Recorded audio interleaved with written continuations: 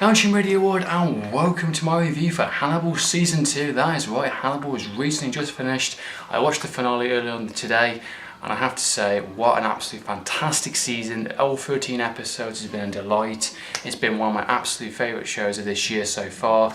And you know, in terms of writing, in terms of performances, in terms of twists and just doing actual good TV and not having restrictions or saying, oh, we can't do this or we can't do that. Actually giving the creator, the writers full credit and actually having a load of guest directors, including the director of The Cube and a few other horror directors that are going to do a couple of episodes here and there, are allowed to make these 13 episodes of Hannibal Season 2 the most rememberable and the most,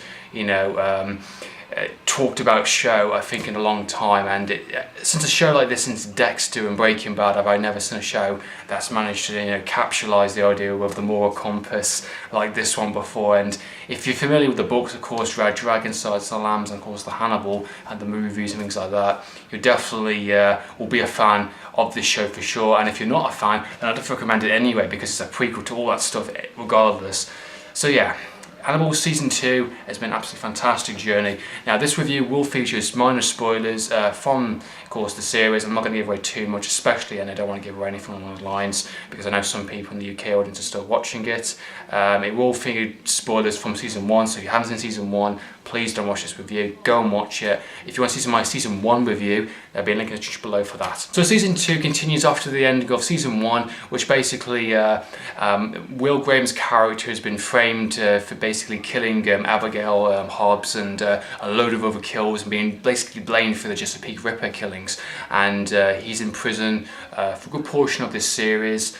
And he's basically trying to figure out what's going on. He knows Hannibal's, the mask is taken off, he knows who Hannibal is, he knows Hannibal's behind it, has been manipulating him, and he is not the intelligent psychopath, to be looking for. And it's about kind of relationships, about friendships, aliases, and the idea of just, I think Will in this series, especially towards the first half of the series, is battling himself in a sense.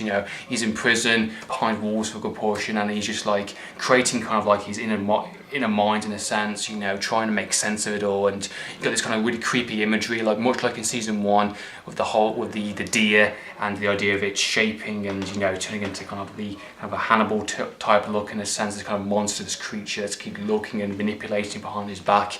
And he's trying to figure out certain things, certain events that link into Season 1 massively. So he does tie up a couple of his loose ends in Season 1 and actually brings back a lot of answers that we didn't find out within the first season, which is absolutely fantastic for a show to continue on and continue that story and at the same time develop new ideas and allow us as an audience to really dive into the show and the psychological aspects of it. And I think Will as a character in this season is challenged massively. I think Season 1 he was basically doing all these kind of solving all these murders, get them out of a serial killers and things like that, and it affected him massively. And you got Hannibal kind of pecking at his back in a sense, seeing how he reacts to situations, manipulating him, messing with him, and it's the constant, someone that kind of the deer behind his back. And that was a huge revelation within Season 1. Season 2 is the fact that he knows that Hannibal was manipulating him behind his back, and it's the idea of who is he? Is he a killer? Is he someone that's gonna try and stop Hannibal? And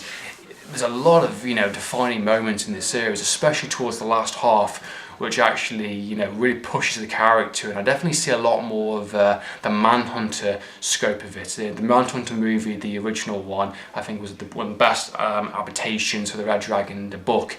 And you definitely see the resemblance between those characters and how he becomes, who he is. He's a guy that's on the edge of breaking it. He can break it any second, but he is intelligent. He is trying to grasp, in control, and I really like those themes throughout the entire series. It's really fantastic. And you got Hannibal Lecter, of course, the main star, of course, the show, and his character is changing as well because he's actually got someone, a friend, someone that he didn't think he would ever have. He's not a type of person that gets in kind of relationships or has friends. He's a very intelligent person that, you know, likes to have his fun and kind of like, you know, keep quiet, and he's very smart. He keeps under the shadows nicely, and Will Graham is a person that he sees a lot of himself in him, and he's fascinated by Will, and he's actually happy to have a friend, someone that he can actually have an intelligent conversation with, someone that he can actually, you know, see and develop. And the relationship between those two characters once again develop and really get creative and dark and twisted throughout the season goes. Without giving away too much spoilers, of course, I don't want to give away too much, but the relationship definitely is pushed to certain limits, and there's definitely one or two episodes which definitely made me think, what the fuck is going on? Because they're kind of playing each other in a way. Will is, you know, knows who he is, and at the same time you get these kind of conversations where, like, I know what you did, and it's like Hannibal was talking back to him, and it's like, you know, you think you know what I did, so, you know, if you just say that I was this, then what would you do, kind of thing like that. And it's that type of intellectual conversations which actually is really fascinating. Jack Crawford's in the series, of course, you know, Lawrence Fishburne, the fantastic Lawrence Fishburne, having an amazing finale, amazing opening scene to the episode, which, without giving away too much, basically Hannibal and Lawrence Fishburne have a full-on throwdown fight scene, which is fantastic. So you got that scene in mind, lingering throughout the entire series. You know Hannibal's going to get caught, of course, from the opening of the series, but how did they get to that point, which is the most interesting. And I think his character is definitely tested in, like, you know, what he thought he knew, especially towards the first half of the series with Will Graham's character. You know, is he the killer? You know, am I that blind? You know, he's a character that wants justice. He wants the right. He wants to kind of, like, you know, do the right thing, and he doesn't know. He knows Will. He knows he's his friend. He knew he wouldn't do it, but at the same time, the evidence is there. You know, it's like conflict of interest in that kind of sense. And I think his character definitely changed massively throughout this series. And I think there's some really fantastic episodes where it pushes him to the limit and actually tests them. And of course you got Dr. Bloom in the series also, which is definitely a character which, much like Jack Crawford, you know, our whole world has been shaking. We were thinking Will's the Chesapeake Ripper killer, and you know, it's again, her character is kind of like, you know, Will is a killer, has to be a killer, the evidence is there, kind of thing like that. And it's the idea of trust, the idea of friendship, and it's the idea of manipulation. And I think the actual series, the core of it, in terms of characters, is a fantastic series, and it definitely evolves and changes throughout the episodes to come. Now, the 13 episodes, there's, you know, the characters completely changed from like episode 1 to episode 13 for sure, and leading up to a fantastic season finale. If you're a fan of the books as well and the movies, there's a couple of little tie-in references. They have Mason's character from the Hannibal movie and the book, which is a really fantastic character to kind of introduce this early on in the show, and you definitely get some really good episodes of him for sure. And you know, there's some really good guest directors, really good guest stars which come in. You know, Gillian Anderson comes in as well for a couple of episodes. Really good performances as well from season 1 carry onwards. I have to say the show is non-stop fantastic. Each episode I was gripped, and you got a delivered, well written, well performed, well executed, well stylish episode per week. And someone like me who wants shows like this, who wants shows to be a little bit more risky, a little bit more daring, and actually push the boundaries a little bit more, Hannibal is a show for you for sure. And I think season 2 goes beyond season 1 and what it did.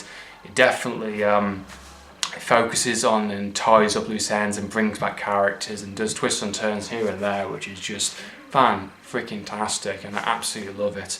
I seriously cannot wait for season 3. There is going to be a season 3. It's been renewed, being the fact that the ratings haven't been the best. They have confirmed a season 3 renewal, which is fantastic news. So, being the fact that the ending of the finale, I definitely think there would be a third series, and there is, thankfully.